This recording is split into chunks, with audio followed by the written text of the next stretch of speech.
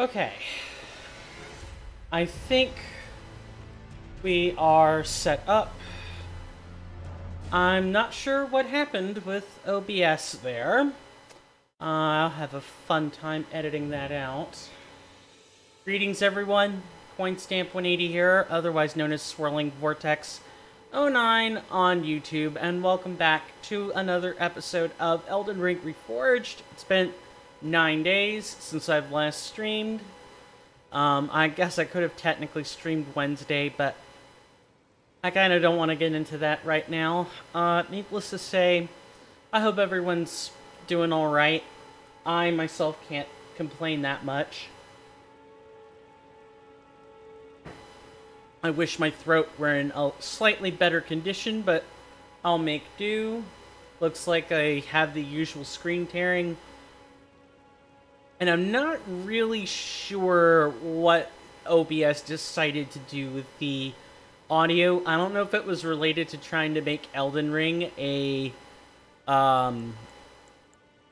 full screen window application or what. In fact, let's do a quick test and we'll kind of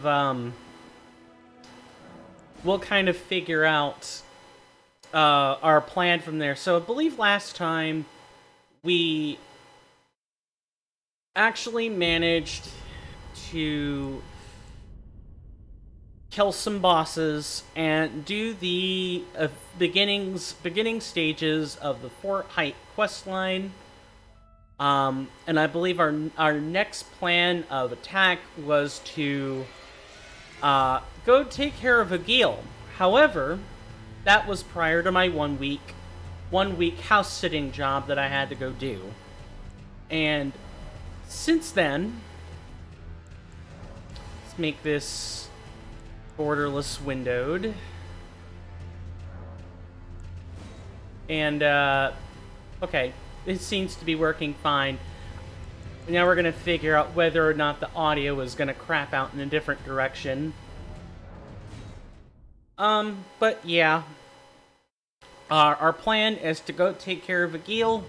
However, we have something else we need to do first. So, the latest update that's out right now should be version 0.4. 4.36, I think, is the latest version. And while that doesn't contain the class update, that's version 4.34. Version 4.34 introduced a new system, the class system. And I know what you guys are thinking. Oh man, class system? We already have that. No,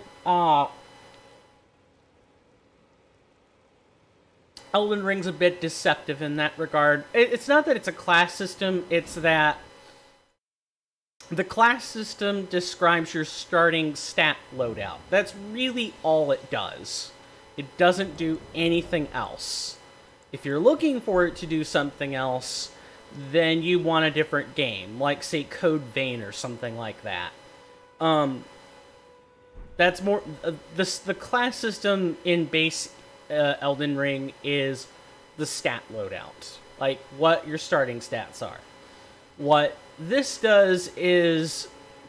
what Elden Ring Reforged has is a system for sort of a class system based on playstyle. First, let's talk to the merchant who's responsible for selling these things. Always. Ah, wonderful. He's boorish, blunt, and good. Right, I needed to get that dialogue. So,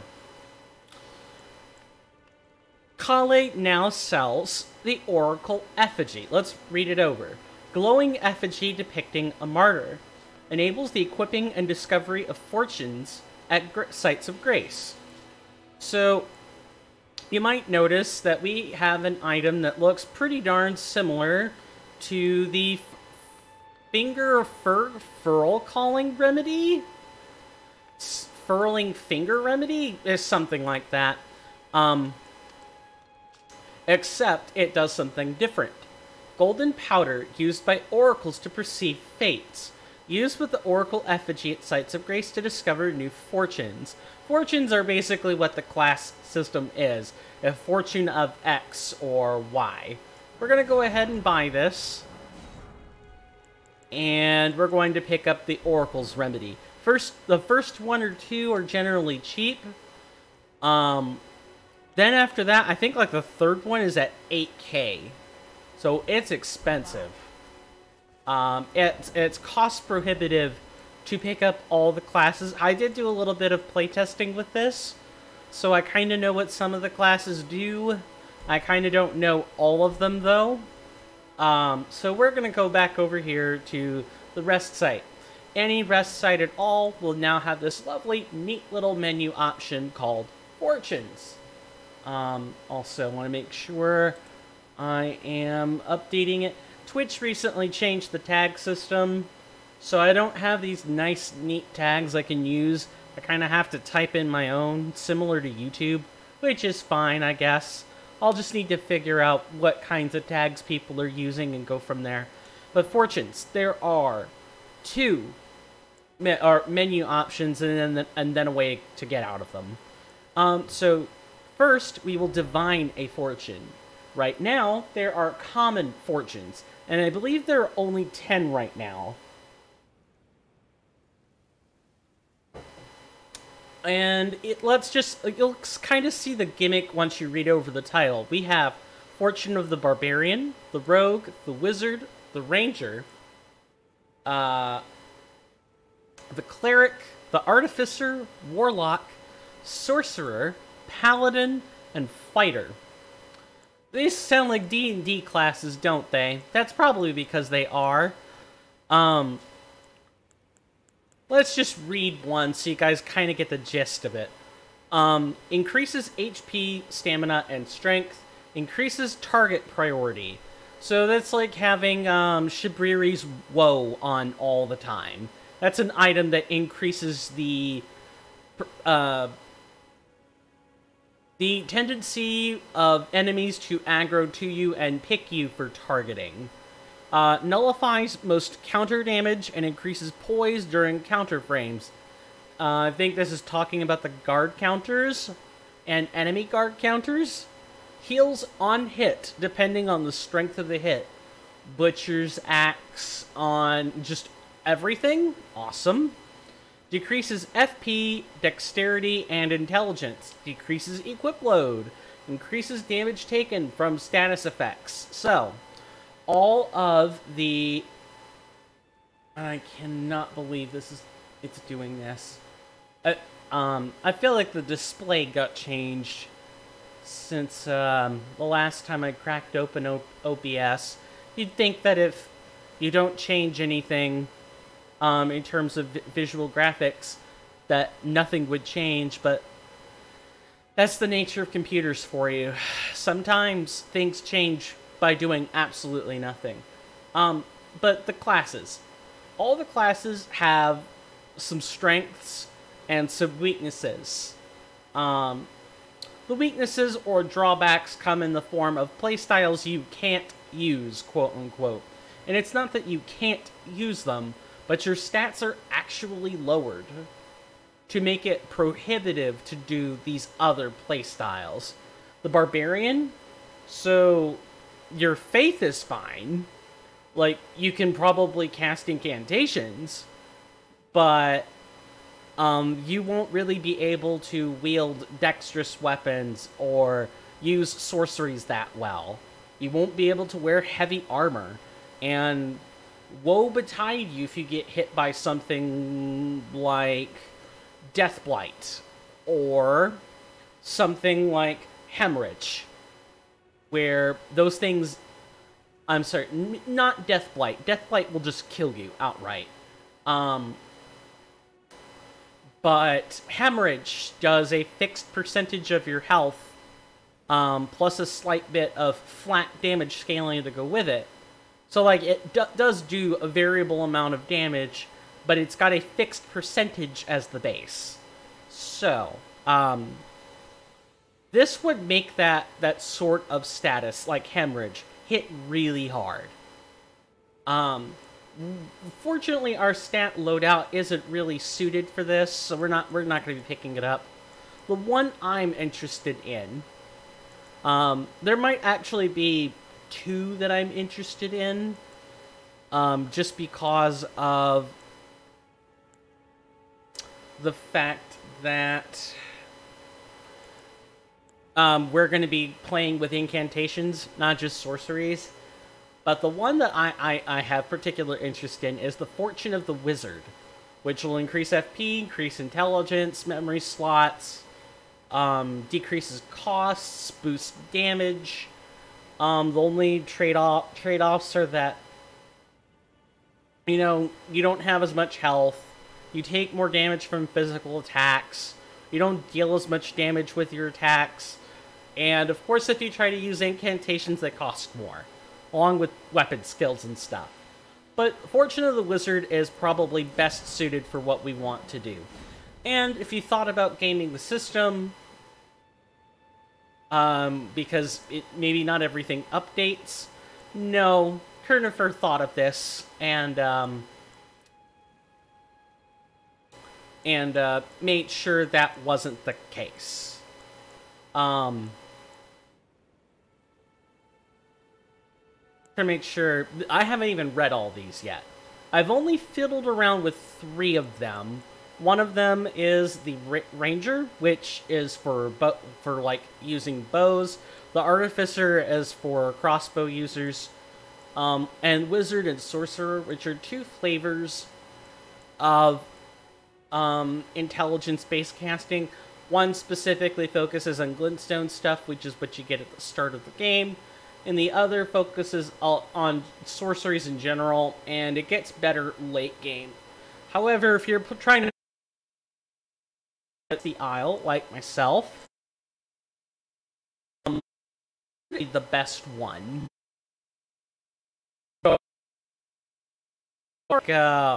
Warlock here.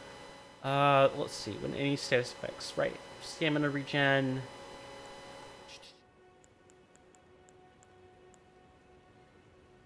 Sorry, kind of reading over these myself. Yeah, all of them have drawbacks. Absolutely all of them.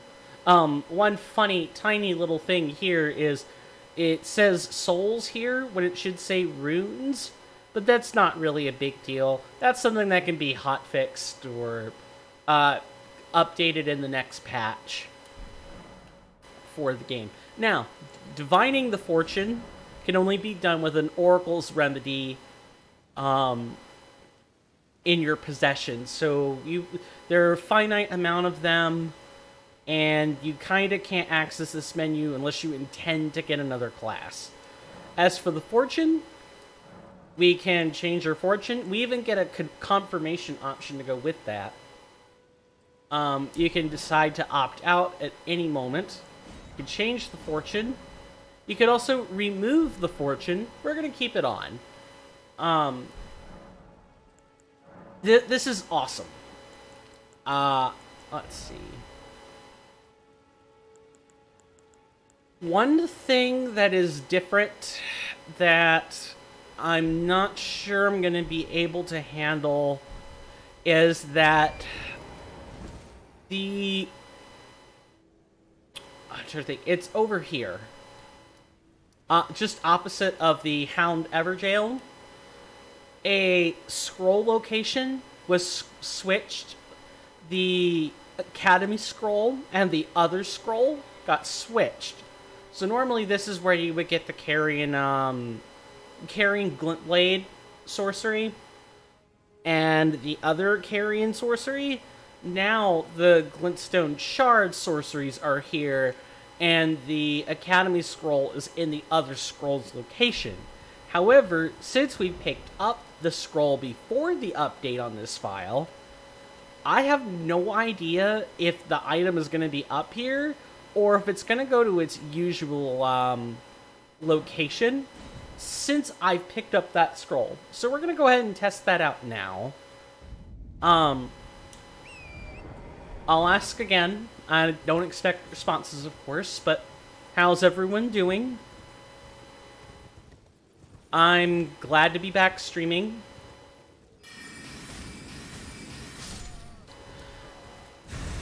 Oh god. Okay. Right. Enemies can be randomly rune bears sometimes. And it sucks. I can't jump for some weird reason. I think the game was trying to figure out what I was trying to do.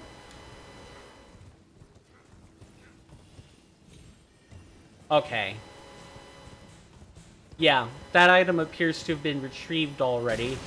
So my hope is that the other scroll will just be present somewhere. And we could go from there.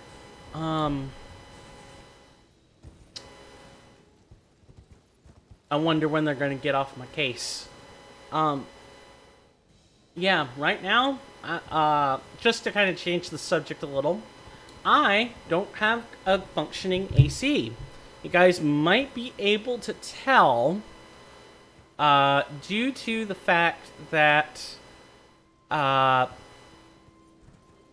on, I need to check one bit of audio.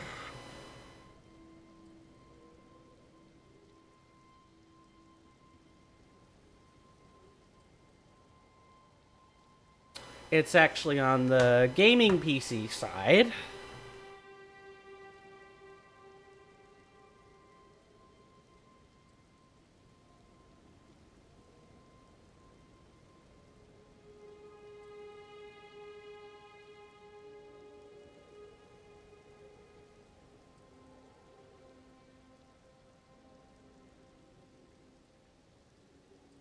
Okay. I'm gonna try dropping the gate a little bit and seeing if that helps. I'm noticing that the audio isn't completely being picked up on the microphone, so I'm kind of having to keep an eye on it. I apologize if that causes an increase in the amount of buzzing. I'm trying to find a balance between, you know, not sweating my eye sockets off, or I'm not sweating out of my clothes, and not having you guys hear the fans 24/7. But I gotta be able to do this comfortably. I can't, I cannot stream and stream for 3 hours of content at a time and not do something about my comfort. And, hi there, big guy.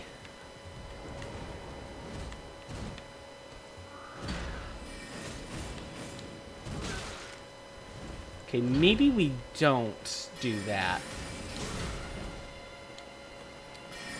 The Carrions, not the Carrion, the, Kaiden mercenaries are being difficult as usual.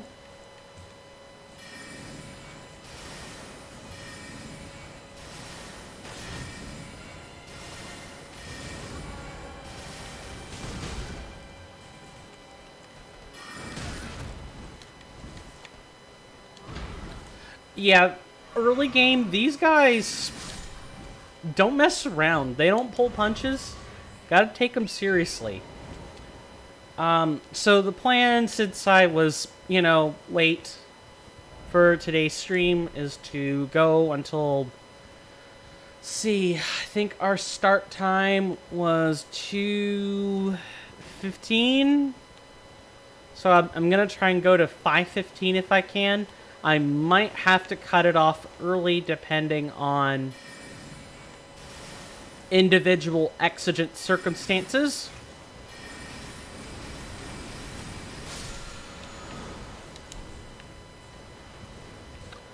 Let's see. I can't open the map. That's right. Even though I play tested this today, it's still been like a hot minute since I've played Elden Ring in any capacity. Alright, I know where the rest site is from here. Yep, it's right over the cliff. Right over the rock outcrop here. Ugh. Even though I've accounted for the heat with 3 fans,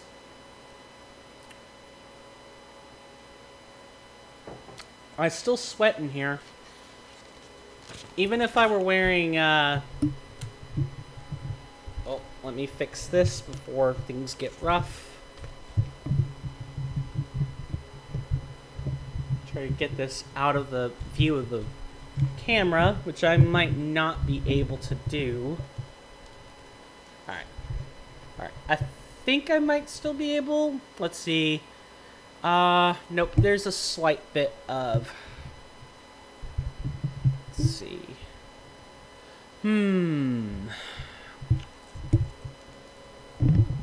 Should have just left well enough alone. That's probably too loud. Yeah, I still have to adjust, like, the distancing and everything else of that nature. Also, I'm trying a new orientation for the, I'm trying a new, polarization option for the mic. Where hopefully there will be 100% less, stuff. 100% less stuff and less buzzing picked up by the microphone. Alright, first let's make it morning so we can see.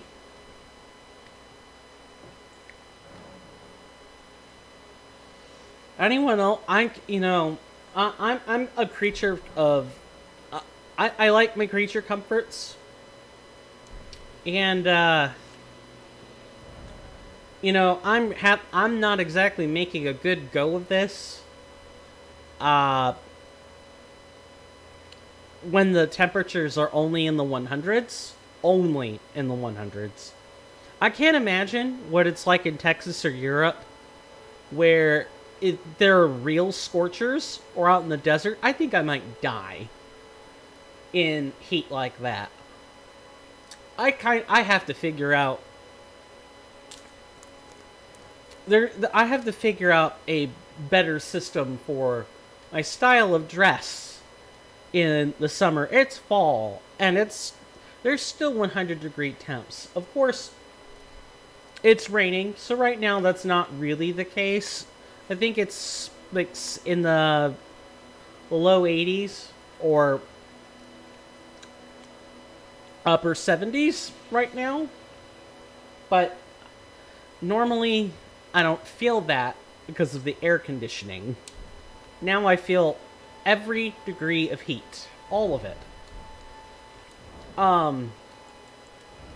So, you guys might have noticed, switching back to the game, that our stats changed. We had like an 18 in intelligence.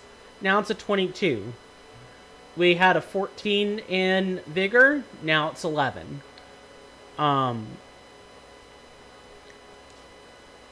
Our physical absorption is really bad. We probably had closer to 15 or 20. And look at the strike absorption. It's bad. At 5.4, that's really rough. When you look at our equipment, you have at least, see, 312, because it's basically 11.9.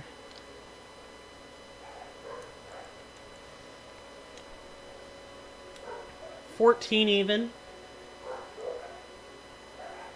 And we have 19.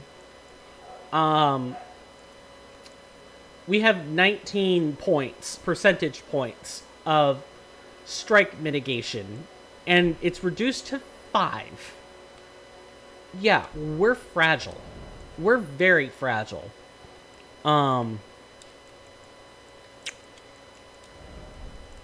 We don't want to be getting hit if we can at all help it. Let's see. And because of the way that...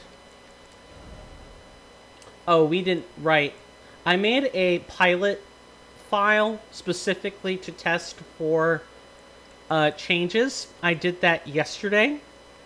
And I forgot to take a look at the stuff on the main file just to be sure.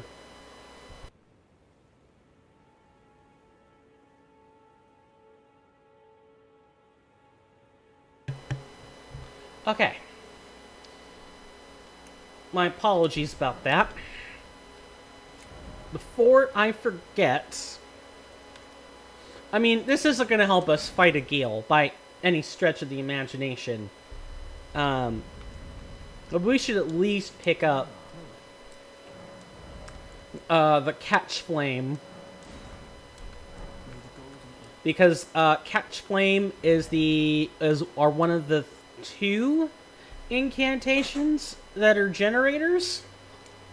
I think Honed Bolt is the other one. And Catch Flame specifically got sped up, I want to say, in patch 4.35? Yeah, 4.35, I think, is the one that sped it up. I'm fairly... There's supposed to be some timers going off right about now, but I'm not sure they've gone off yet. I think I've... No, that's right. I actually decreased the timers. That way people aren't being inundated with commands. However, if you type in !commands, you'll get a list of all the commands that you guys have access to in for the stream. I have ones related to Elden Ring, I have ones related to Blasphemous, and I have ones related to channel points.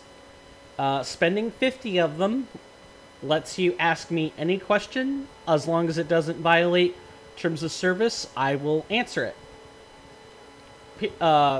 Full stop. If you want to start doing things where... If you want to start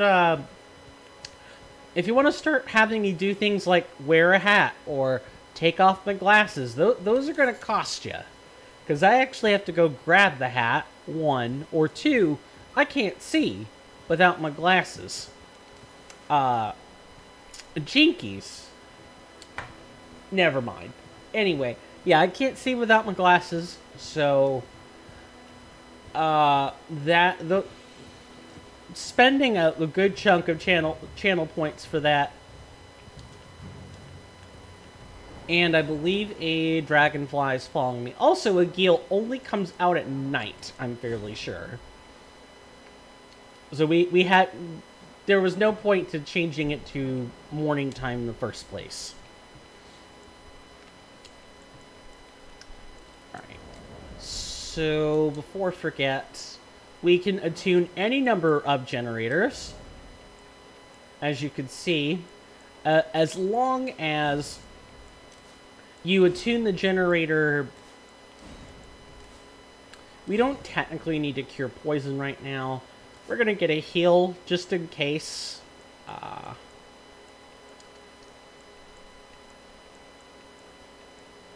Yeah, we have 4 slots, which are taken up by Urgent Heal, Flame Sling, Glintstone Arc, and Glintstone Stars. The Slicer, the Pebble, and Catch Flame are all generators, and the nice thing about generators is they do not take up slots at all, which is really nice. And since I'm using both, this is what Catch Flame looks like now that it's been sped up. That's amazing. I mean, it's going to be bad versus Agheel, so let's not get our hopes up here. But in any other case, it would be good. Okay. Don't think we were really noticed. Good. Agheel is going to be over this way. What we basically kind of want to do is just follow the edge of the lake, and you'll eventually see a campfire or bonfire off in the distance.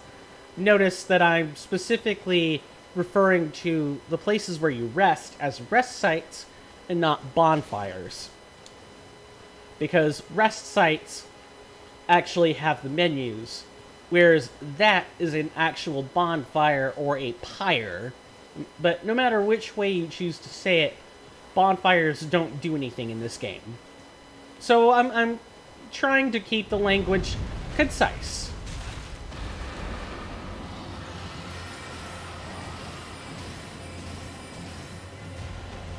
Let's see, how loud is that? Hopefully not too bad. And I'm trying to make sure I do not... I normally do an explanation for this. Agheel isn't super difficult. He's basically going to fly around the lake, breathe fire on us.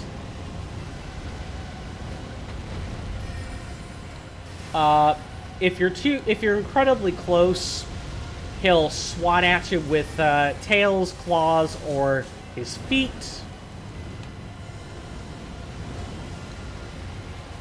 You guys are basically seeing the fight for yourselves. And he hits like a Mack truck.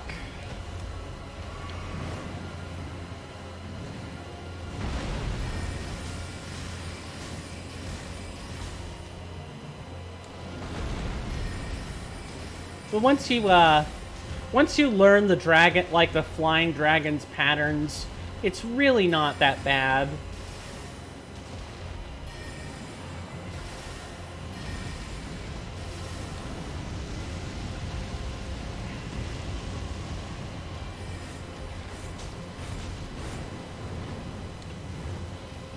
I can't tell where he is.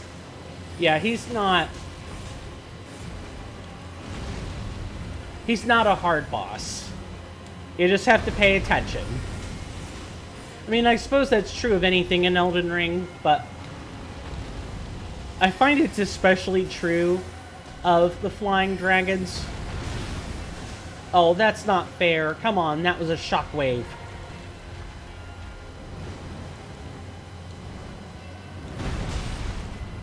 That was really bad.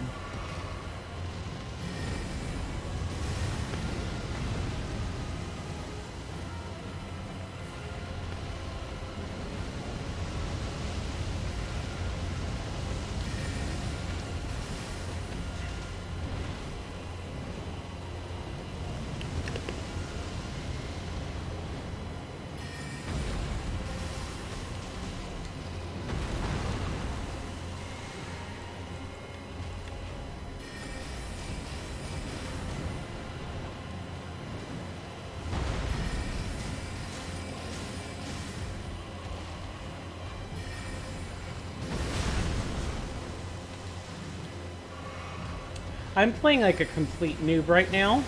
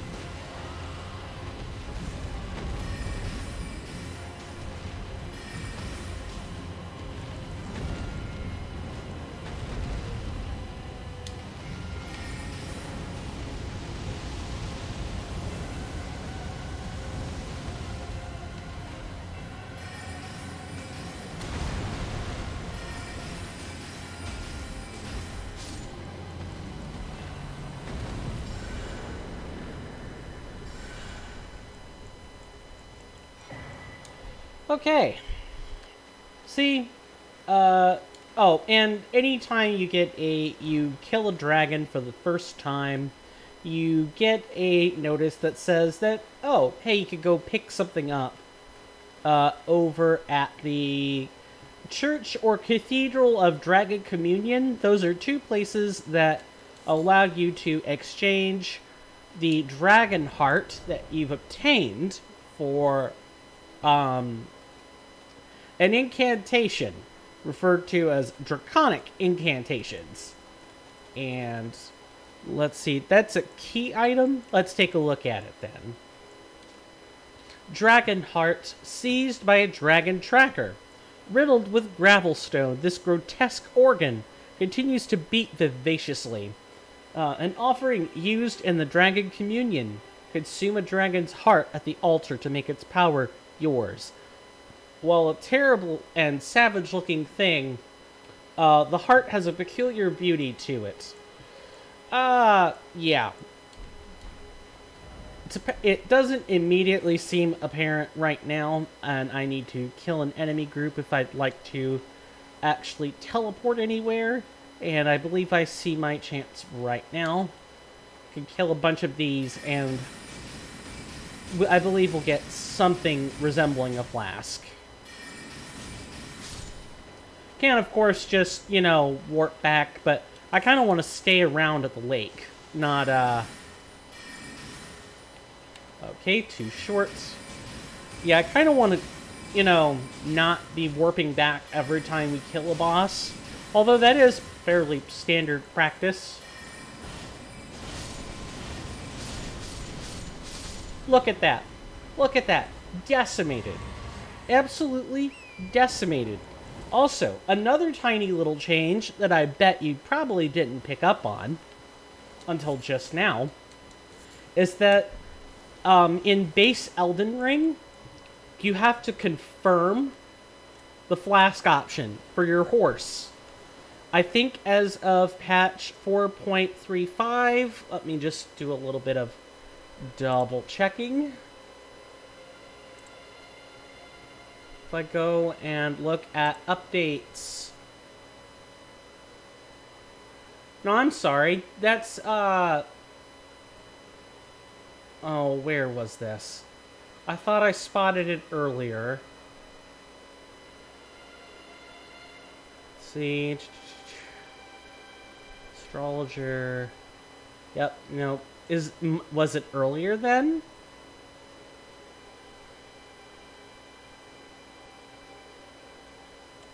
That's interesting. I know that this was something that was changed. Hang on. I want to get you guys the right information.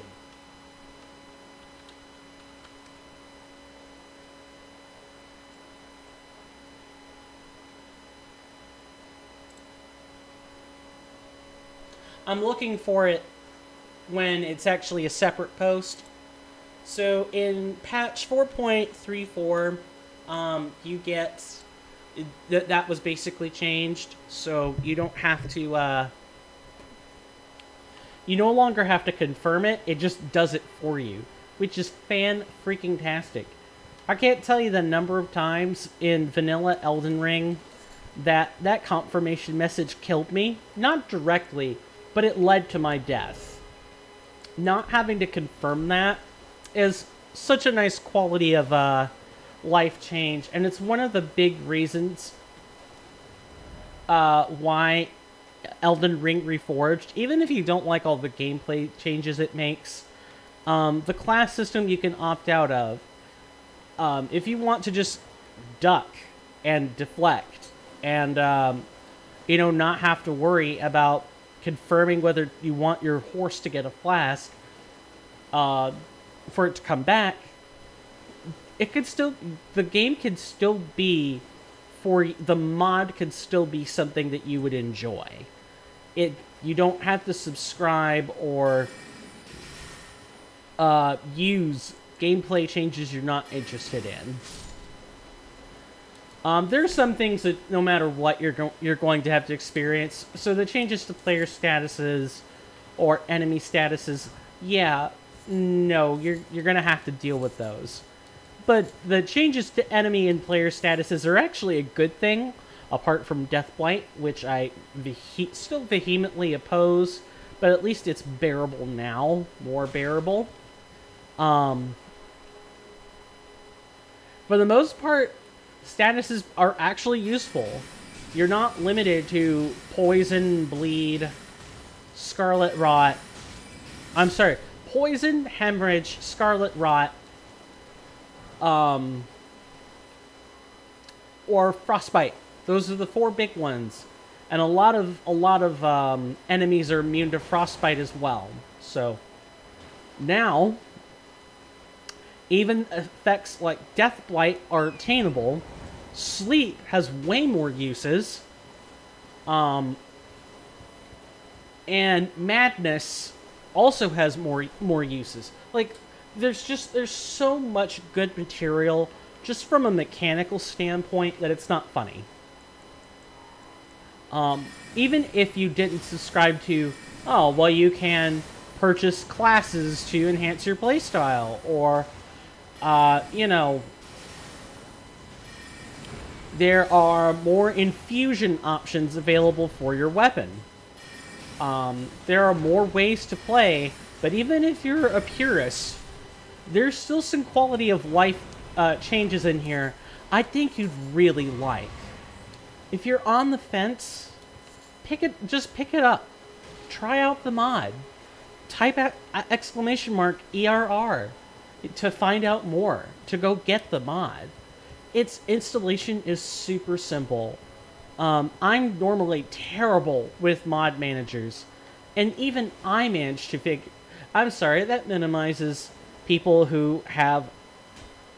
What on earth is that? I don't know what that is. Invisible walls? Invisible terrain?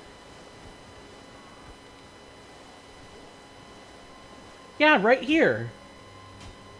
Was there a tree here?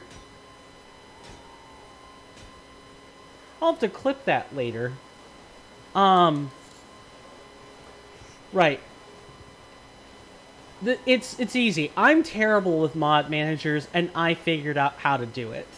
It's as simple as, you know, download the mod manager tool, then go download the mod, place the mod inside the manager tool, delete the old folder named mod, rename the Elden Ring Reforged mod folder to mod, or you can just point the executable file to read whatever mod folder is there, as long as you get the spelling correct. And it's golden. It's like it's basically working with like a Oblivion or Skyrim ini file. You just make sure you point it to the correct place, and golden. All you have to do is to make sure that you've got it working is press B. As soon as you get control, press B. If you duck, you've got it. If you don't backstep, you have it. If you can deflect enemy blows just by tapping the guard button, you have it. Plain and simple. 2 very easy ways to figure out if you've actually got Elden Ring Reforged running. It's so good. It's so good. And that's part of why I'm streaming this.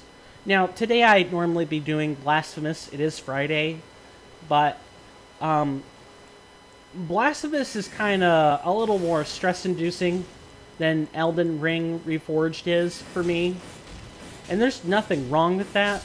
But I had a rather harrowing week starting from the 3rd. Things did not turn out well at the house-sitting job. I'm thankful it wasn't worse, but things definitely could have been a lot better. And because they weren't good, because they weren't exactly good... What? Oh, okay. I see how this is. Right, since Jeez, I cannot. I cannot focus. Hang on, hang on.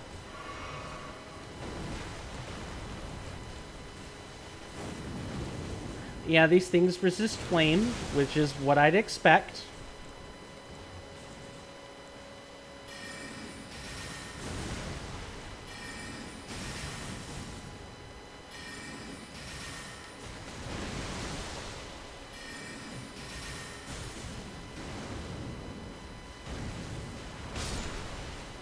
Nice.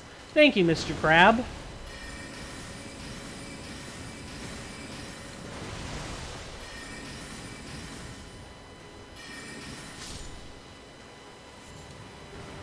And just like that, we don't even need... we didn't even need to recharge our FP. Even if we weren't playing with the wizard class, you'd still be able to regenerate FP on your own and by using these generators. Like I said, quality of life stuff. That's good to use.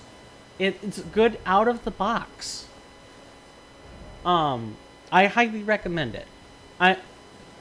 Really? Okay, then I guess.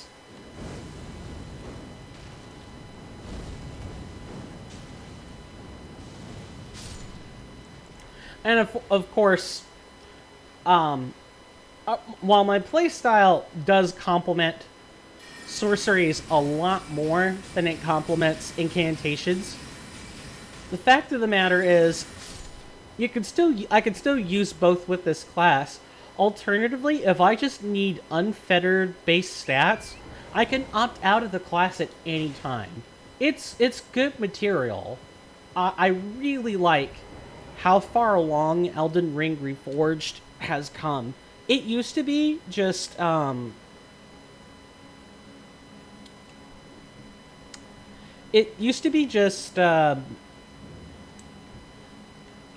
ducking, deflection, and like some hitbox changes.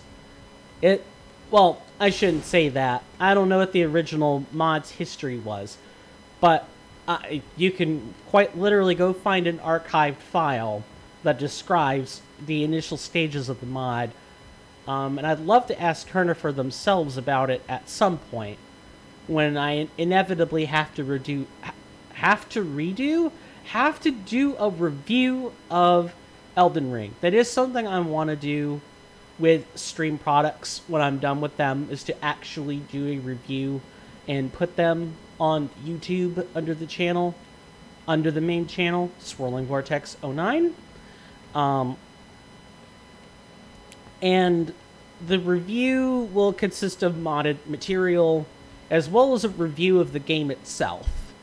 And I'll have to comb over footage of both this game and the base game in order to cobble that review together. But, yeah, I do want to make reviews for this. Alright, I need to put a torch here. I'll have to alternate between being able to see.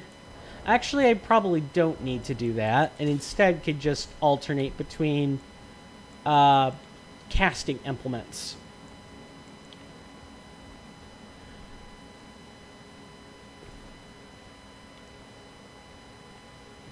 Let's see. What time did we start, actually? I feel like I started at around 2:15.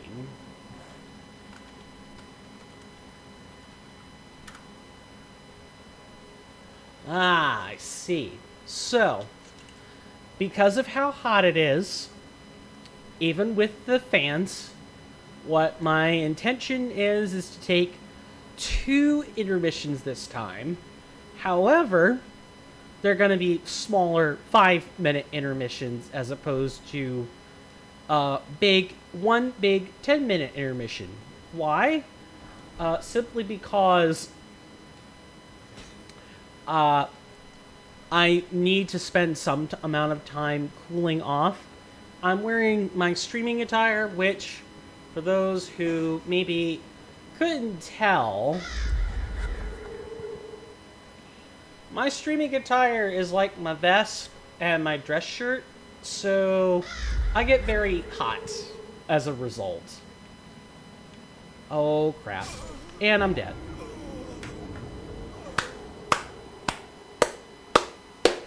We did make it to the rest site, folks. I can't take my intermission until we've done that. And it was nighttime. It is now morning. Another quality of life change. Even if you didn't like all of the other changes that the mod has to offer, at the very least, being able to not waste a second on confirming your flasks for torrent, even if you didn't like deflections or ducking, which I can understand, some people are purists. The basic QOL of just not having to confirm what you already intended to do with your mount is...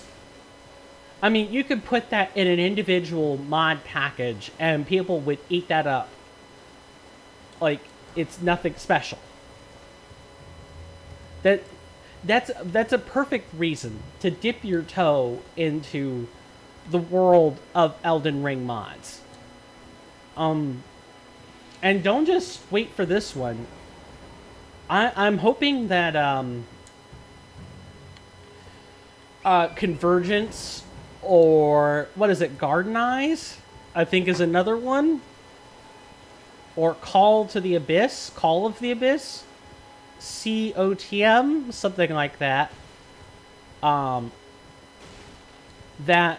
those mods will start incorporating some of the same QOL stuff. Not having to confirm that you want to use a flask for your horse is chef's kiss. It's perfect.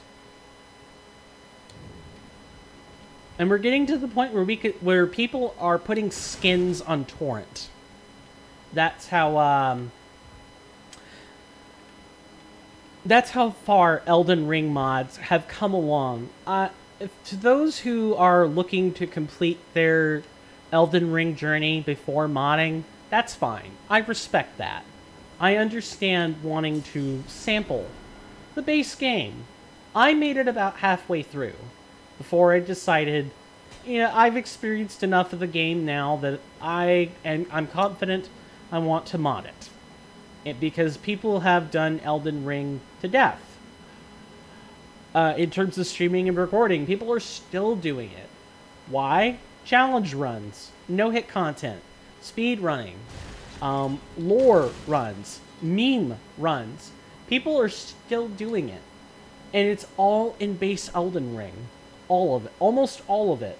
We're only now really starting to see some modded Elden Ring come up.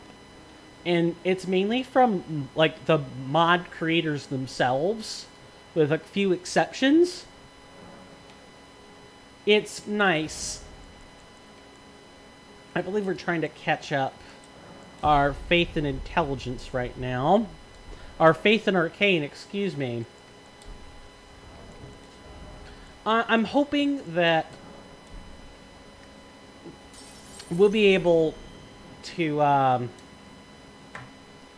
see more modded content as Elden Ring's lifespan continues to grow. Elden Ring is a very replayable game. It's extremely replayable, even just baseline, because there are different endings, there are different options, there are different stat loadouts. I want to make sure I'm following my own terms here. There are different ways to play the same game over and over. Not to mention New Game Plus adds a dimension of replayability already. Mods add a different dimension of replayability to the same game we all know and love.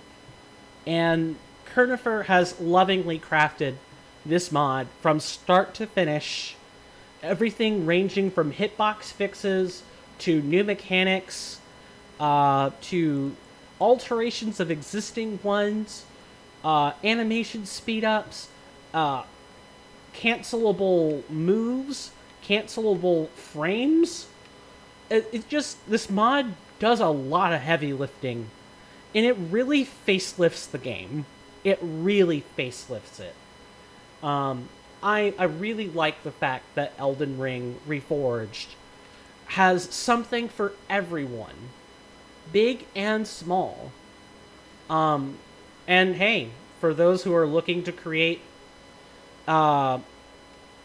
individualized packages, like let's say I already saw some folks in the Discord, in the Elden Ring Reforged Discord, over the course of a couple of months.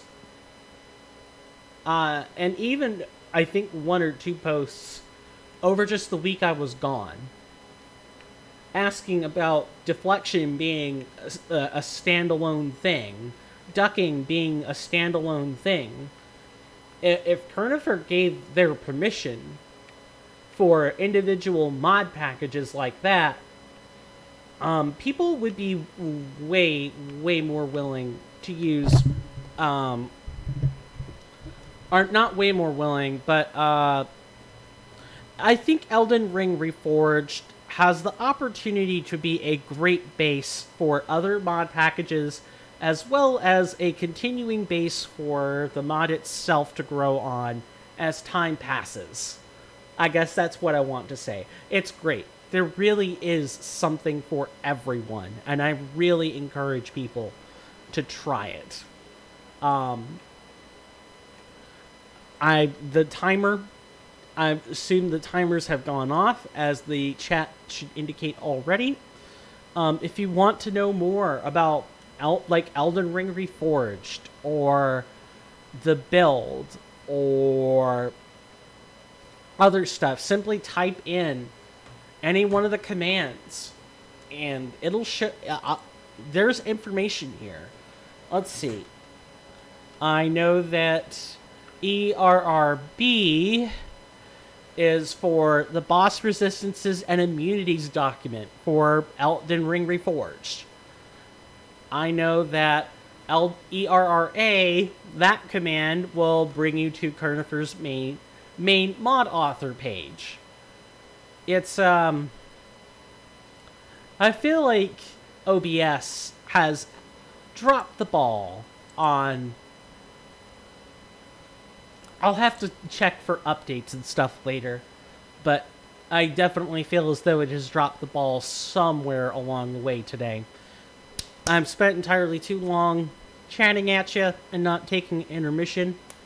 I would use these 5 minutes to do whatever you want, really, but I recommend getting up and stretching and getting a drink or a bathroom or something. And with that, I will see you guys in 5 minutes.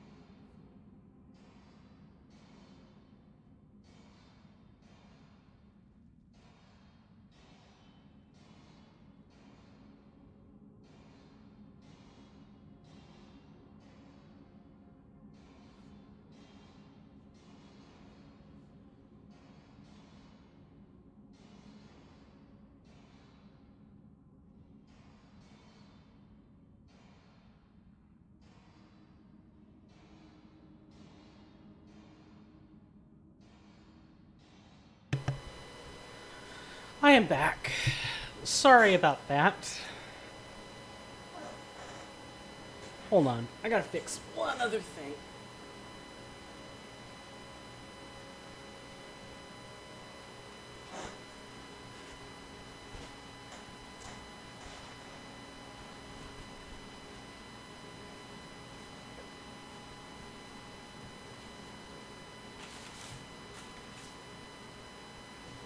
Sorry, what I had to fix there was a roll of paper towels flapping in the wind, and it was only going to get worse. I did not mean to take a intermission longer than normal there. Well, longer than what was specified, let me put it that way. Had some stuff crop up, plus I was still cooling down a little bit. From the previous stint, from the first stint. I will try to make the next one faster and hopefully within the 5-minute time limit. Let's see, is it this mine? No, let's see. It's not here. Or is it?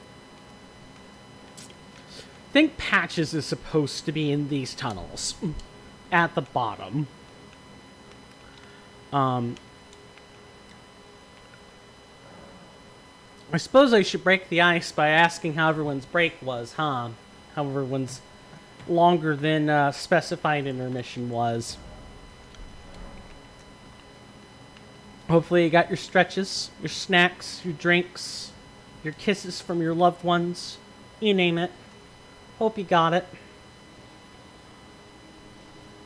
Because sitting down, or you're working really hard on something, and you use those 9 minutes to work even harder.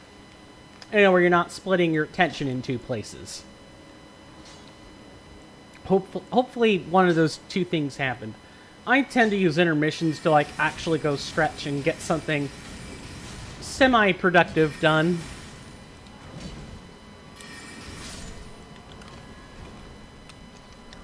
When I know I'm watching a streamer, that's what I use the intermissions for. I don't play games by talking to the chair or anything like that.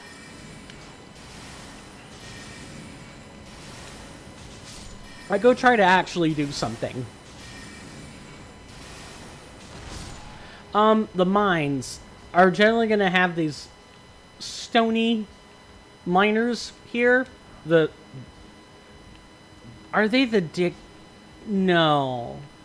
There's a Liurnian variant of them that are the stone diggers, but I don't remember what the name of these things are off the top of my head. One thing I wish that was I wish was present in Elden Ring was a bestiary. Since it's an ARPG in the same vein as Monster Hunter, I think a bestiary would do Elden Ring a world of good. It isn't it is and isn't a successor to Dark Souls, the Dark Souls series, where I feel like the name of the game for Dark Souls was intentional obfuscation. Mechanics that were intentionally difficult. Controls that purposefully didn't make any sense.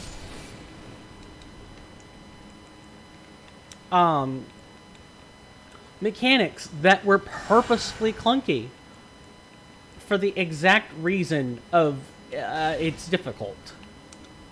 Elden Ring and Sekiro, to some lesser extent, they flip that interpretation on its head. It's hard. Sekiro is hard because it tests your reflexes in a way that is both intuitive and practiced.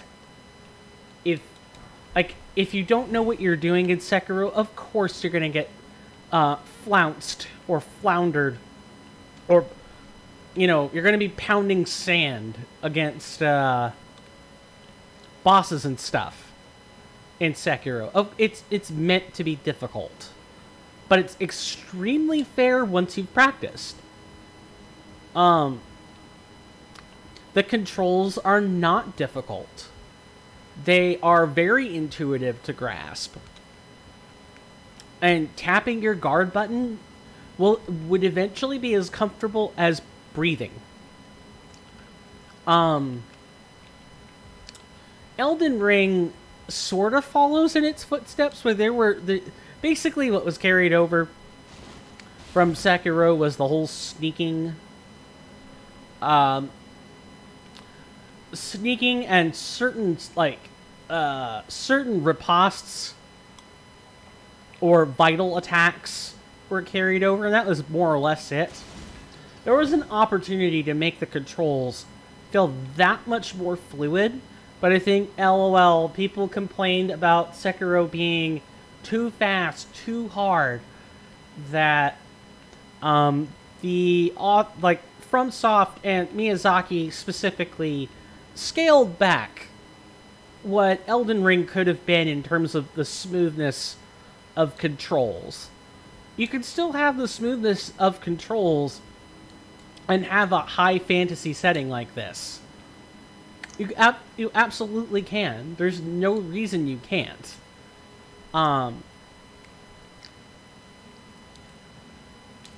But Sekiro received a lot of undue hate because people were expecting Dark Souls but faster, basically, and better controls.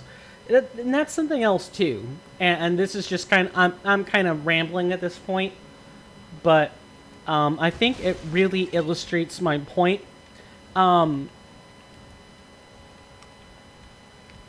What is it, the game theory? Yeah, the game theorists, specifically MatPat, did a segment on what would later be colloquially known as sequelitis, or what people really want out of IPs. And there's data to suggest that most people really want the same IPs done better each and every time.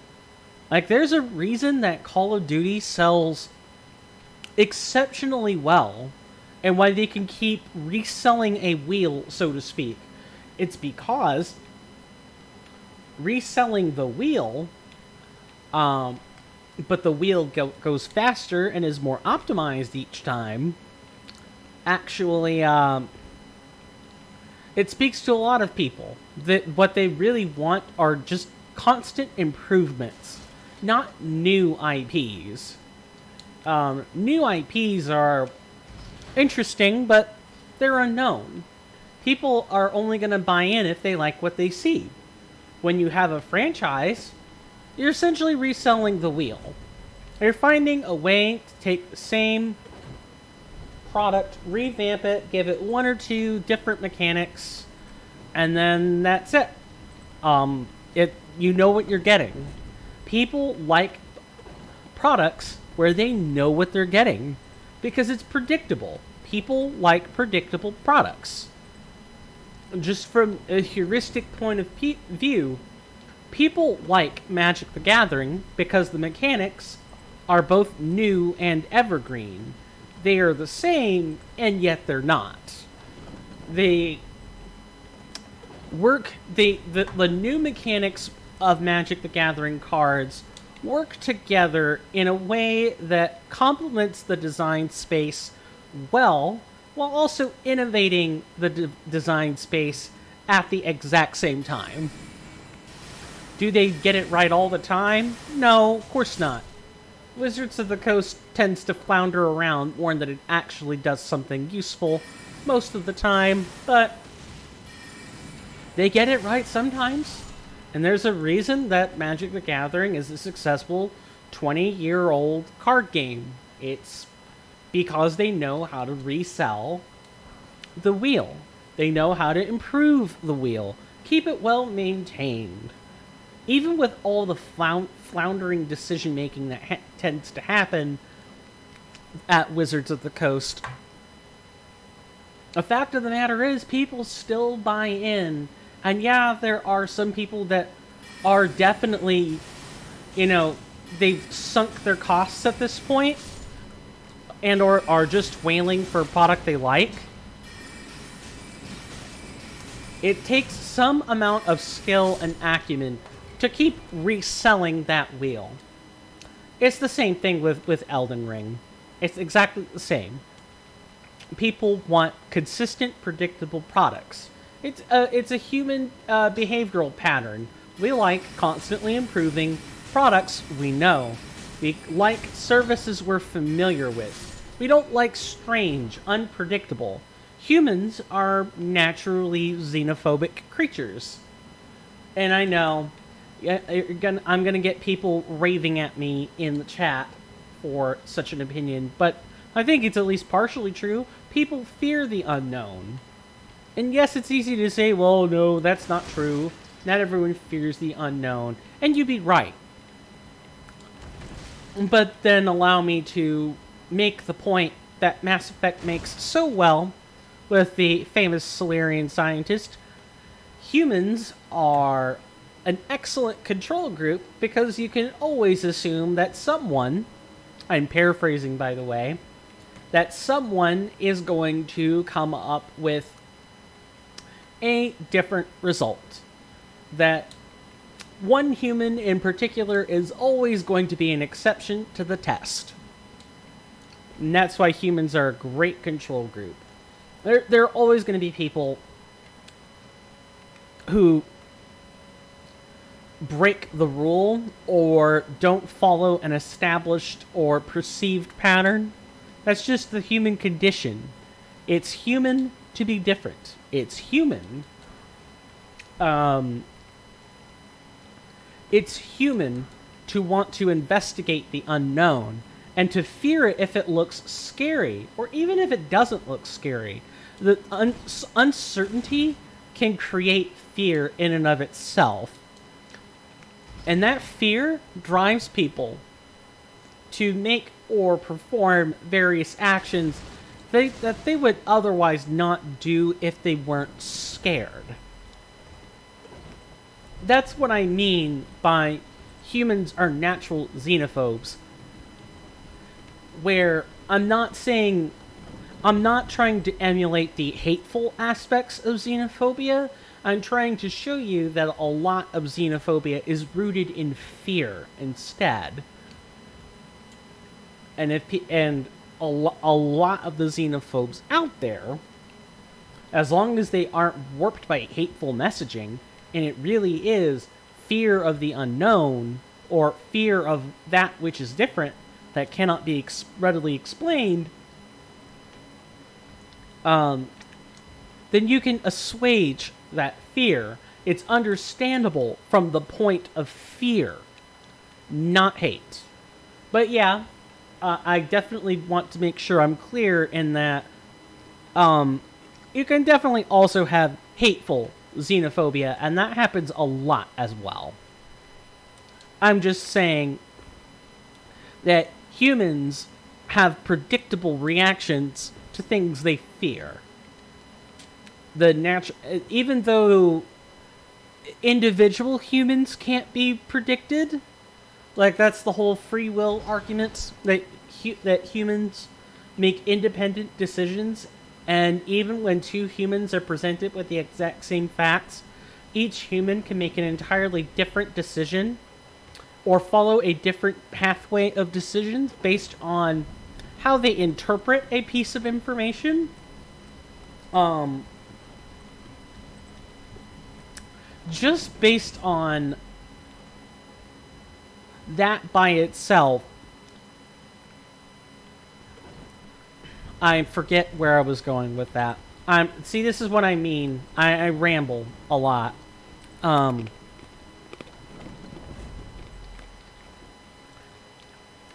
You don't to operate in an individual. Extrapolate a range. Humans tend toward X pattern or Y pattern, even if there are 16 different variations in X pattern and 8 in Y pattern, and there's like a third Z pattern with 5 variations. The fact of the matter is, most of those variations have a common basis. They have a common starting point. You can, at the risk of oversimplification, you can definitely reduce the 16, 8, and 5 variations of X, Y, and Z to patterns X, Y, and Z with some overlap between the 3. And you can predict, you can form statistical inferences and generalizations based on how many humans are doing X, Y, or Z. That's what I mean when I say that humans are natural xenophobes. Like, humans have predictable responses to fear. There's nothing wrong with that, but it is something we have to fight as human beings if we want to deal with civilized peoples or civilized species of different make than us. I know. All of that to essentially say, yeah, humans are natural xenophobes, but only because of what humans naturally tend to do when presented with a pathway based on fear, or given a set of choices based in fear rather than curiosity or repulsion. Those two have their own independent reaction paths.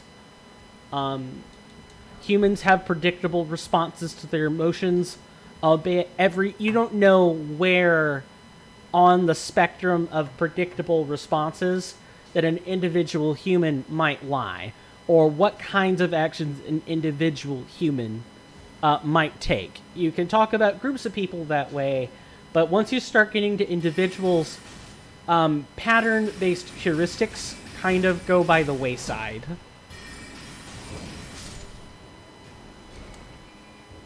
Because you can't, the sample size, i.e. an individual human, is too small. You can't even begin to emulate the bell curve for an individual human being. You need a sample size of 30 events or better, and a human life is always considered one event for the purposes of such broad, sweeping generalizations as, well, that human's a xenophobe for X reason, or Y reason, or this human responds to fear in this way, or that way. You can't presume to know that information. You can ask, well, you know, based on what I see here, I think they're most likely to engage in this pattern or that pattern or the other pattern. But short of just outright observing or asking what people's responses to a given situation are, you're never really going to know. You're never going to know, and you can't ever make a successful prediction on human individuals. You can make it on human populations, you cannot make it on individuals. You're just going to drive yourself mad when you find someone who doesn't fit the predictive model.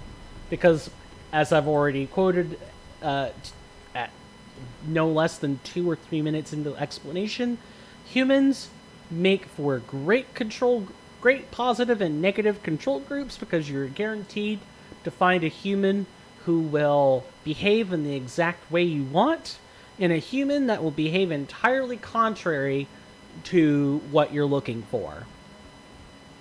And humans who will act indifferently. You'll find those too. Isn't population statistics fun?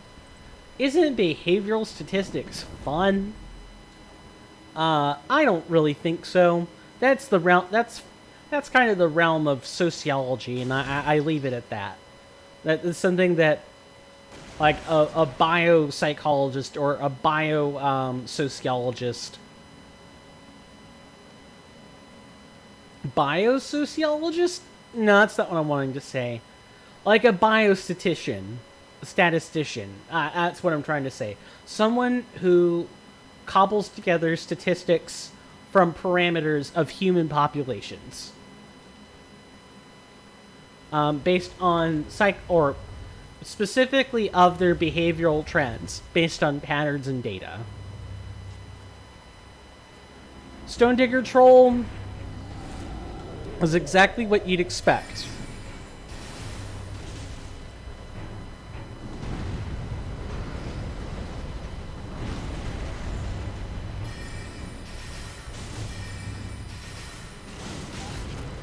Really?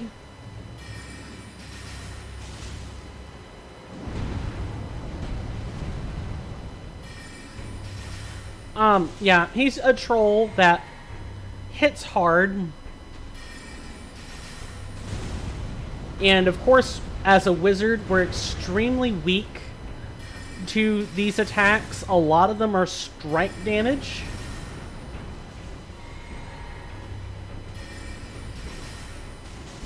But we're attacking against a damage or a resistance type that the Stone Digger Troll themselves will probably not really resist.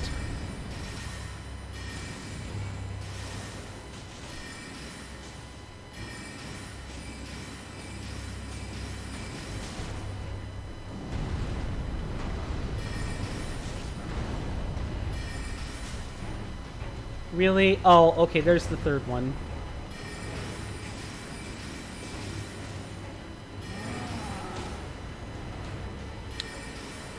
And just like any other troll, any garden variety troll, you can make him blind.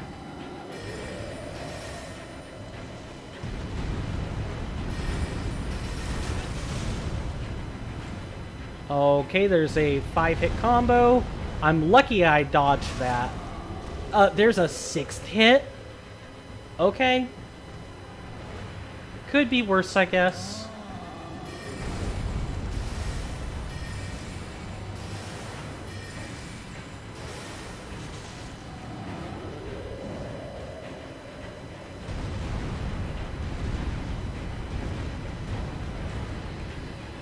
And, okay, if he doesn't make a connecting blow, it looks like he just doesn't pull up the hammer at all, which is fine. Could be worse.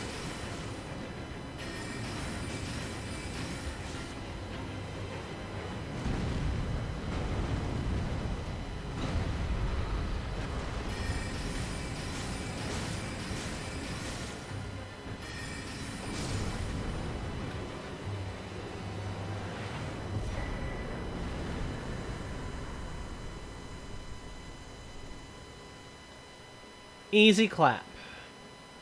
Okay, I kind of feared for my life a little bit, but still easy clap. Very easy clap. The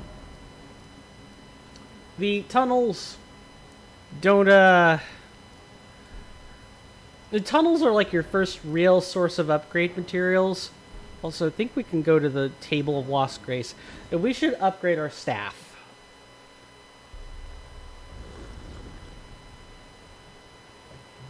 Because we're going to be using this staff for a while. Same with the finger seal. We're going to be using our basic gear for a while. Probably no more upgraded than +8 or 10. Let's upgrade this.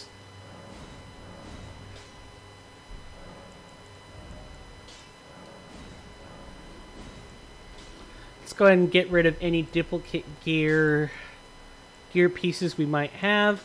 I had to deal with this a lot in the pilot file, where there was just a lot of gear that I had to get rid of. But it's not too bad.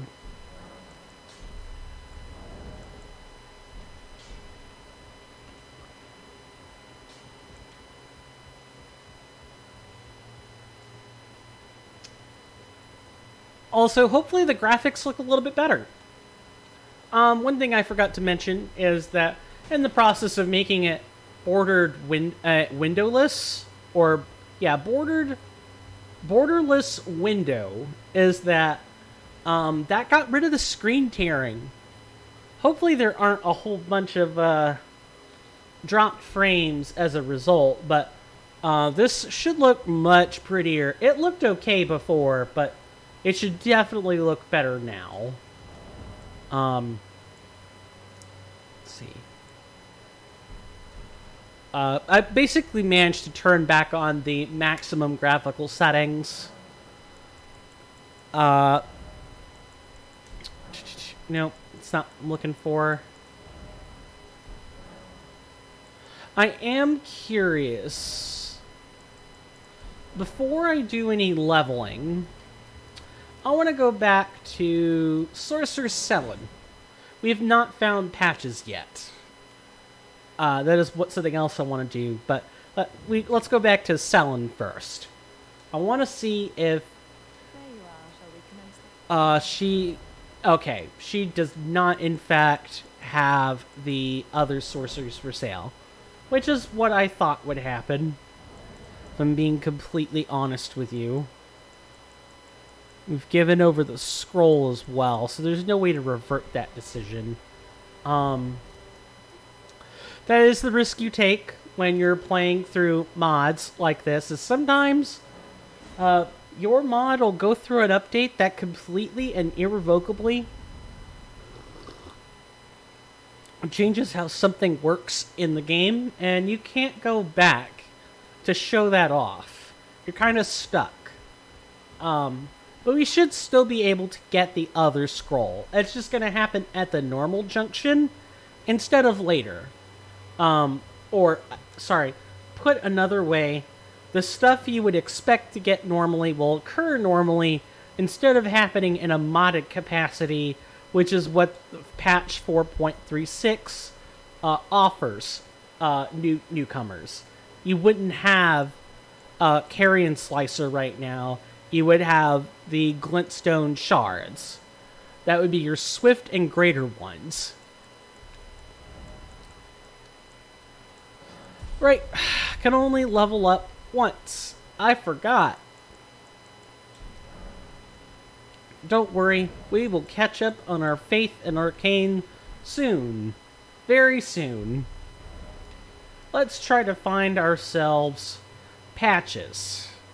Now, I want to say patches is somewhere over here-ish.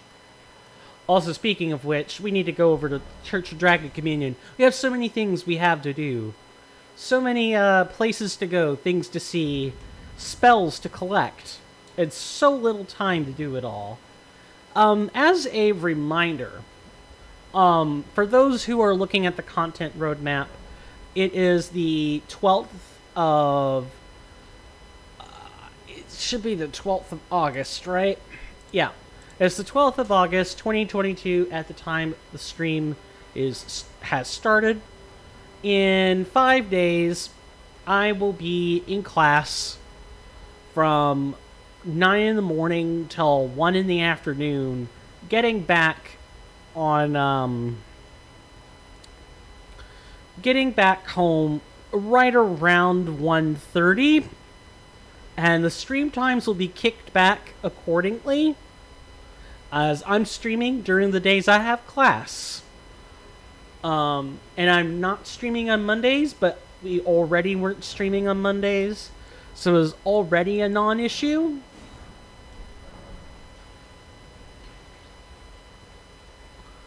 But definitely don't count on me streaming Mondays at all, because I will be in class until 6 p.m. that day, or on campus until 6 p.m., and a lab from like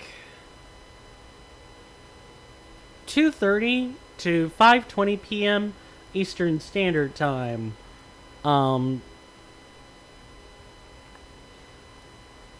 Yeah, I definitely am not going to feel like recording or streaming anything that day. That becomes a no content day. But just as a reminder, we still have 5 days before that happens, and the stream times are kicked back to 2 p.m. Of course, the stream lengths are fine. It's just the stream start time and end time is different. That it'll start at 2 p.m. Eastern Standard Time, and go to 5 p.m. Eastern Standard Time. Right. I'm gonna look up really quick. Oh, I might have to update the document. Let's see. What I want to make sure I know is Patch's location. The very first one. I know it's on this lake. I just need to find it. It's not here. Is it really back over there somewhere?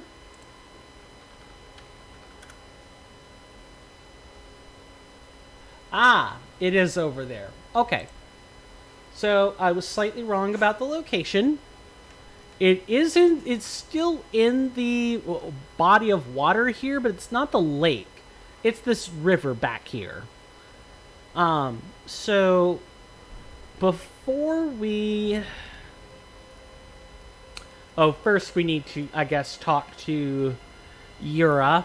So we're going to make our way over to the seaside ruins, go back through the Dragon Burnt ruins, comb over anything that we find there, and then make our way over to the river here so we could deal with Patches. And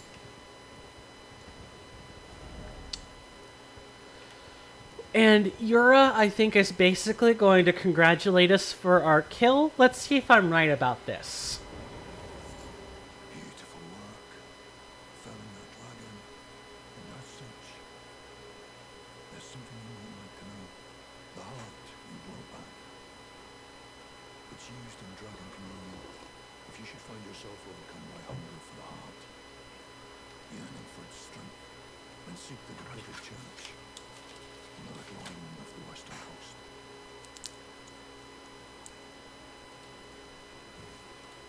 You must not forget that those who partake in dragon communion will one day shed their humanity, their hunger for dragon, their yearning, on the oasis, until the floodgates burst, unleashing eternal torment, the strength of a mighty dragon.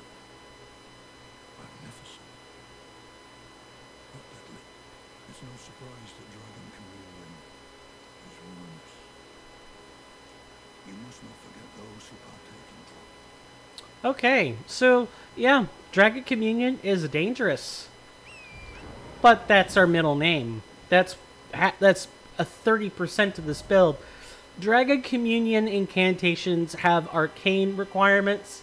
Some incantations also have intelligence requirements, but the specific ones we're gaming after as of this moment in relation to the Church of Dragon Communion and killing dragons do have arcane to a lesser value than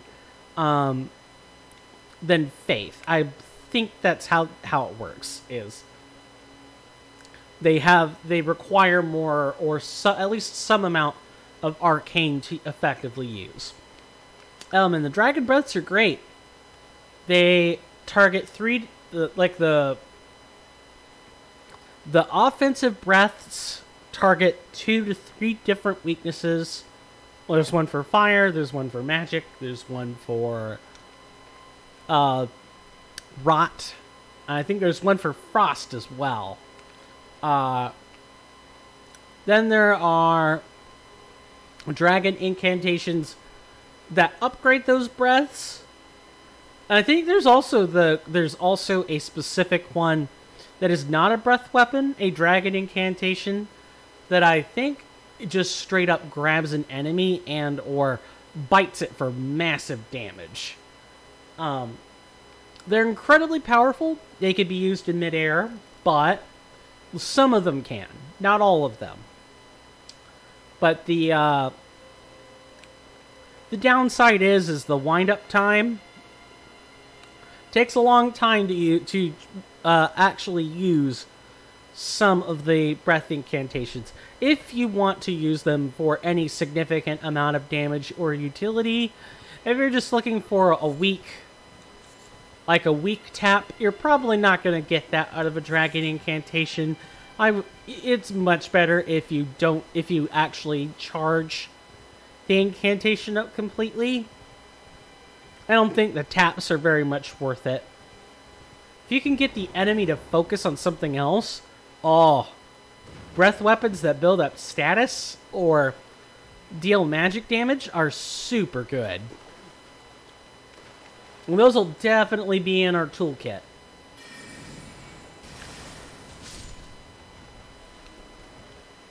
So the Dragonburnt Ruins have,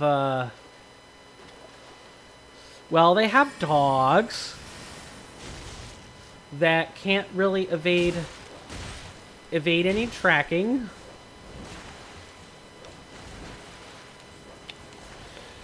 I know I tapped the dodge button there, but maybe it ate the input or I didn't depress it hard enough. One thing I definitely want to do after the student refund has come in is update the controllers that I have for both my Switch and these Xbox wireless controllers, so that they don't have depressed buttons or, you know, sticky joysticks or anything like that.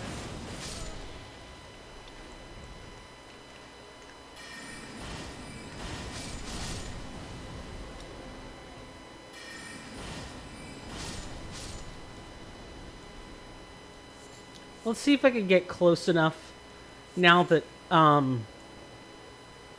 you know, there was a lot of enemies here. There should be some whispering.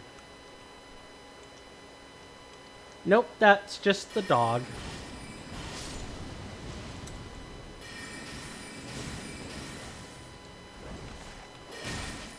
Oh, and these big ones are really nasty.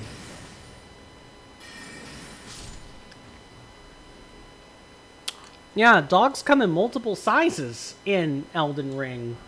A novel concept, but the big ones hurt really hard, or hurt really hard?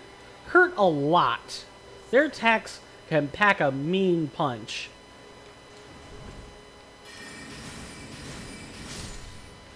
And they have a lot of health to boot. It's not easy to kill them. But you gotta kill them. They're just... Big chunky dogs are a fact of life. Okay, I'm getting out of here before things get nuts.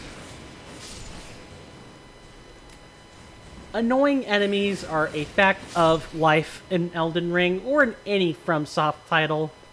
In Dark Souls 1, you had the hardly ever dying skeletons. In Dark Souls 3, you had the thralls and the dogs. And in Elden Ring, you're gonna have dogs, birds, stone imps. Is it ghoul? Are they ghouls? They're the four-legged enemies that spit out poison and hit multiple times over and over again. This is a trap.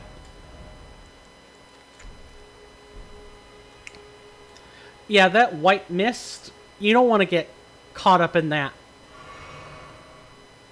That'll take you somewhere. I'll probably come here on the pilot file and check it out first. I don't remember where that takes you. But, I know there's one over here that'll take you to the capital, Lanedell. I know there's one in... Was it this one? Might have been this one. This one will take you over to Caelid, which is way over here. And put you inside another mine. And then there's one more teleportation chest trap that's up north somewhere. There are quite a few of them.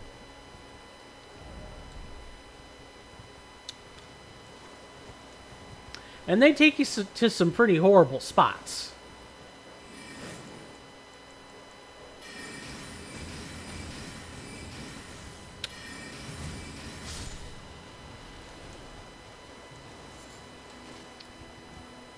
Yeah, they take you to some horrible spots. And especially if they put you inside like a mini dungeon or something, you're not getting out of there.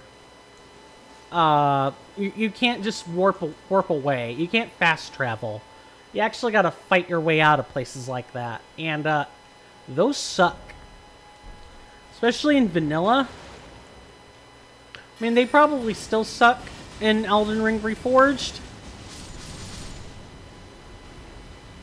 But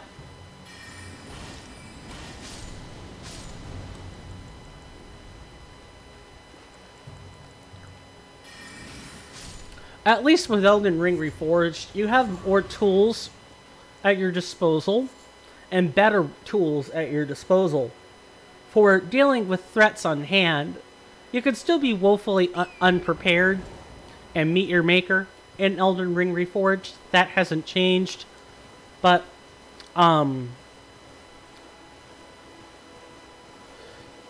even if you're out of your element level-wise, you still have a lot of...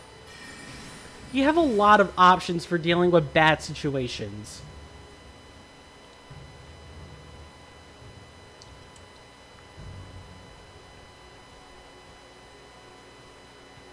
Oh, Torrent, why did you have to turn so slow there?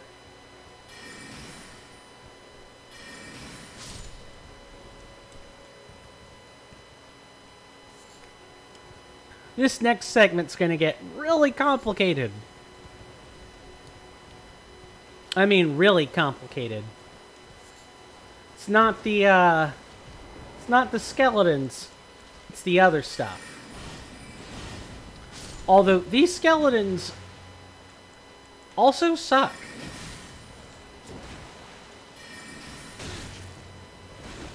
These essentially don't die unless you kill them with holy water, or...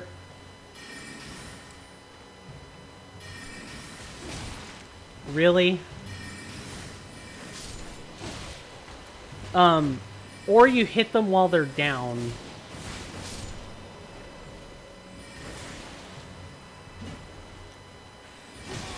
Because had I not... actually, you saw this just a second ago. With the... One of the two skeletons I wasn't able to kill actually managed to get back up and fully restored its health.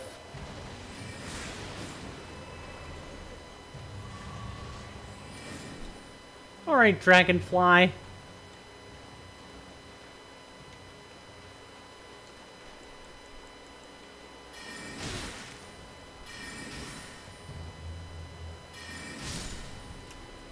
These things can be annoying, but they're not meant to... They're not meant to be overly troublesome.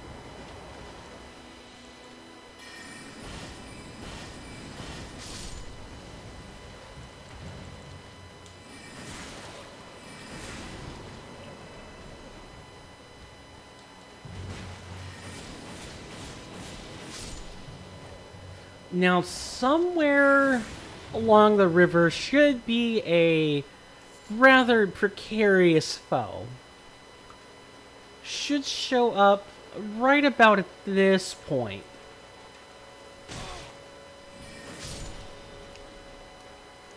You only need to pay attention long enough to find it. Is it here?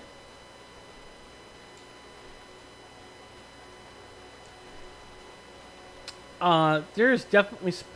here we are. Norwegius.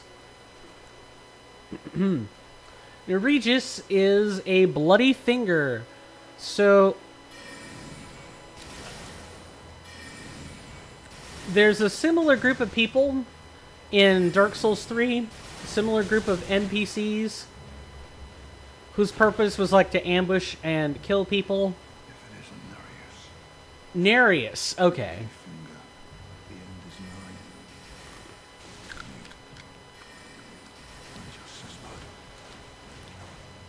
But here we actually have some help.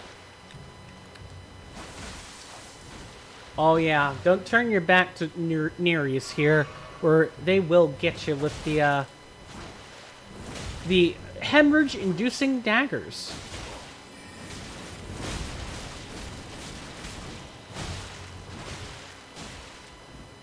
Oh, and Yura is definitely supposed to be a seasoned veteran, but that doesn't mean you can take Nereus for granted.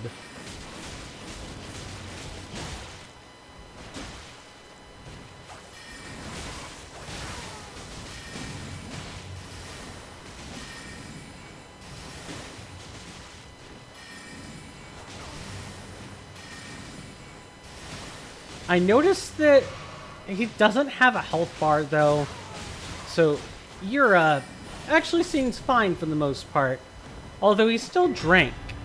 So there must be an implied health bar, and your reward for dealing with Yura, or with Nereus there, is a dagger. Reduvia. Jagged dagger with a distinctive curved blade. Used by the noble servants of the Lord of Blood. This dagger rips the flesh as it enters, inflicting blood loss with sickening efficacy. A proud testament to the success of its vicious design. This weapon is perpetually coated in blood. Unique skill. Reduvia Bloodblade. Slash with the wicked dagger, transforming its never-drying bloodstains into airborne blades that cause blood loss. Can be fired in rapid succession. Unique skills mean that you can't change out the type of damage that the weapon inflicts.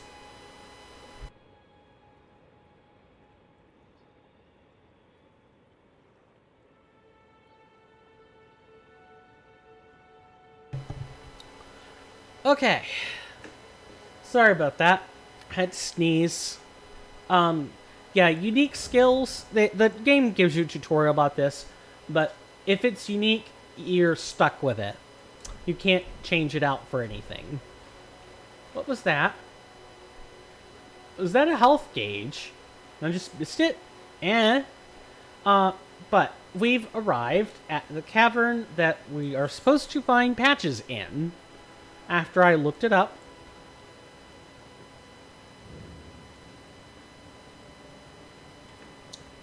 Excuse me for a moment.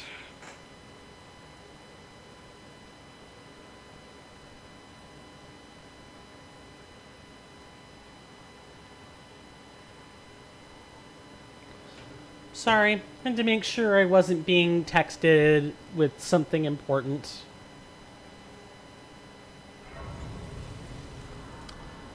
So, we're here at the Murkwater Cave. Yeah, we're at the Murkwater Cave. I don't know what I was thinking of. Yeah, we now have the ability to allocate art flask charges. And because of the fact we have generators, we really only need extra additional flasks for fighting a boss. And we're actually aware of the boss. No sacred tier. Because of the way the generators in our FP regen works naturally, we're just going to change it up so we have more health flasks than ever before. And given our low vigor, our low health total, we could use it. We're only, because of the class, we're only 1 point better than we were when we started. Instead of being 4 points better.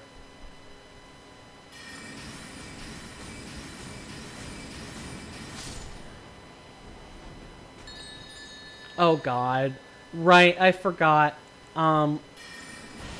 They have... I actually might have been able to show this off earlier.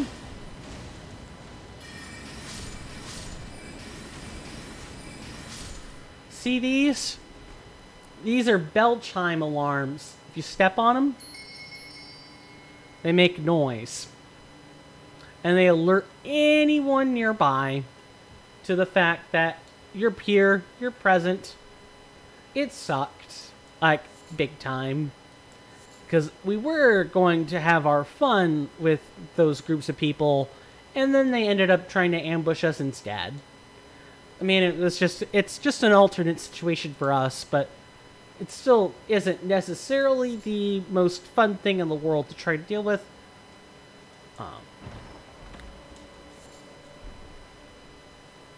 And I believe here they're either disciples of the Black Blade or they're unrelated thugs. One of the two.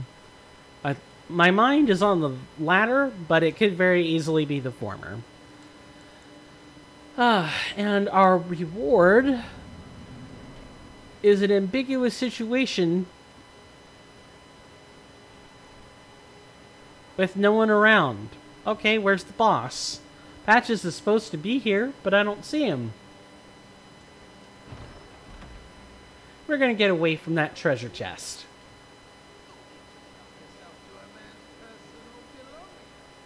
I don't know, why do you leave an empty chest lying around, Patches?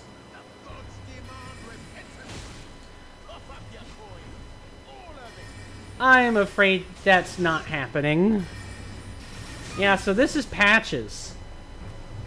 Patches behaves like how you'd expect a typical Tarnish to behave. He has a spear with exceptionally good reach.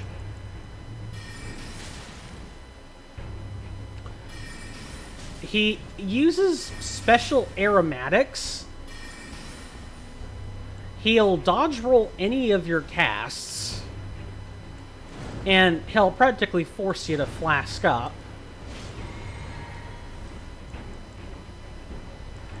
And on top of that, he's just a general annoyance. But there is a trick for this fight.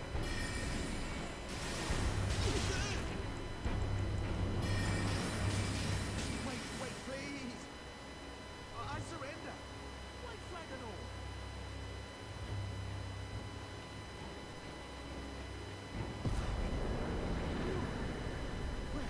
That's the trick. Have you? I knew you would. You're a man of reason. True and true.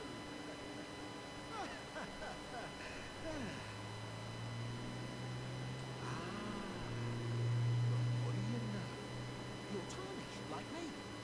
Now, how did I get that wrong? I took you for a demi-human or some such. An innocent mistake, I assure you. Demi-humans don't wear armor, you loon. How about we play nice from now on? Some things can't be forgiven, is what I'd like to say. But we can't see Patch's quest through to the end if we don't forgive and forget. A true man of reason. Just what I like about you. I'm Patches. Patches the untethered. I wonder why. Only free-spirited. Nomadic, you might say. Only for now, those retired soldiers turned bandits. They're paying for my rule. In exchange for my, well, showing them the ropes. Honestly, this looting racket is bloody terrifying. Frankly, I'm ready to wash my hands clean. Set up a legitimate shop. So don't be a stranger. I'll be ready to wheel and deal come next time. Ready to wheel and deal. I hope this torch that was next to your head made you sweat really hard, Patches. Please excuse me for just a moment.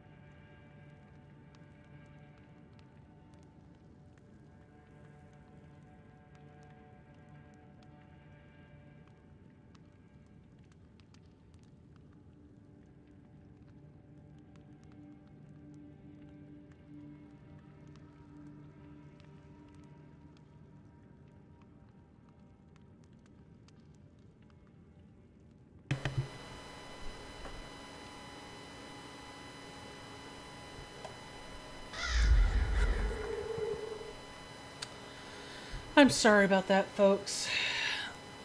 I am unfortunately going to have to cut things short, but I do at least want to pick up things in the chest and sort of explain what the intention is for the future. So, we picked up our first class from Merchant Kale. I explained what the class system is and what you guys can kind of expect. I want to make sure I'm looking into the camera as I explain this. I'm very bad about that.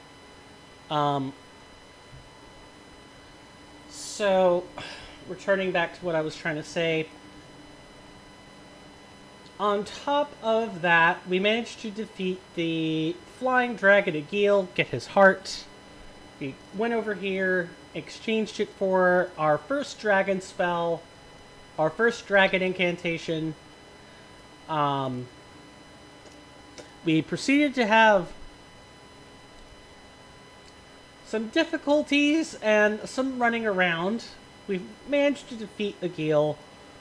We went and talked to Yura after we made the exchange.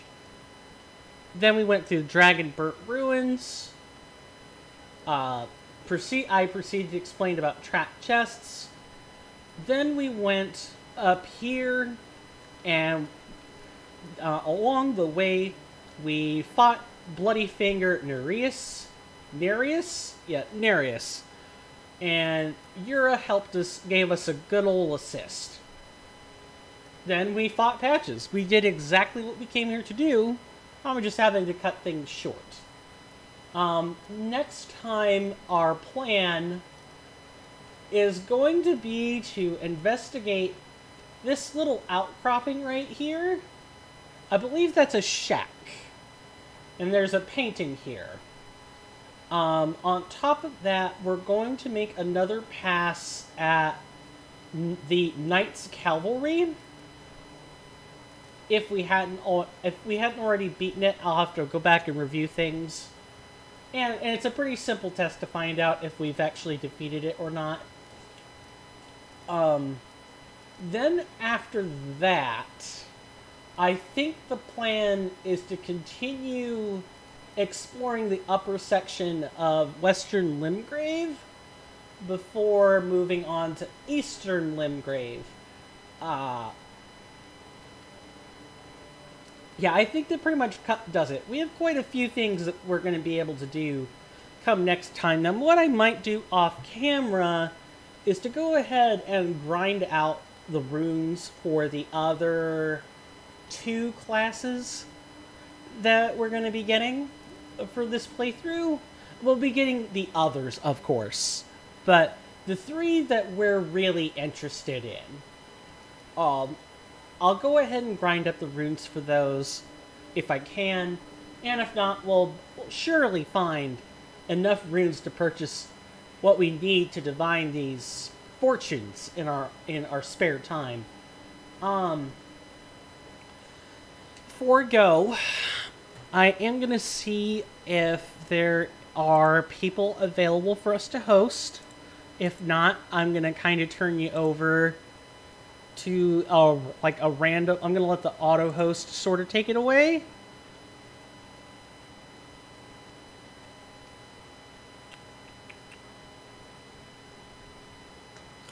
Yep, that's perfect. So I'm going to go ahead and turn you guys over to Bob Ross. If you guys like Robert Ross and his art and the Ross Institute, I think you guys will love a relaxing stream where chat is slow and you get a chance to sort of decompress and all that fun stuff. The plan was to go until around 5. Let's see. Actually, how long have we streamed?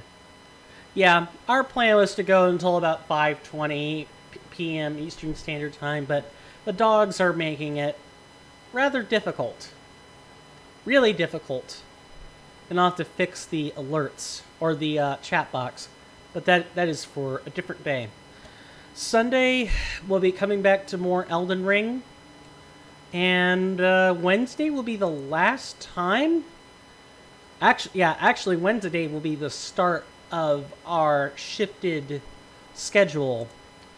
Alright, I've gabbed at you long enough. Entirely too long. With that, I'm going to go ahead and end the stream. Turn you guys over to Bob Ross on Coinstamp180, otherwise known as Swirling Vortex 09 on YouTube, and this has been another short episode of Elden Ring Reforged. And with that, I will catch you guys later. Take care. Bye-bye.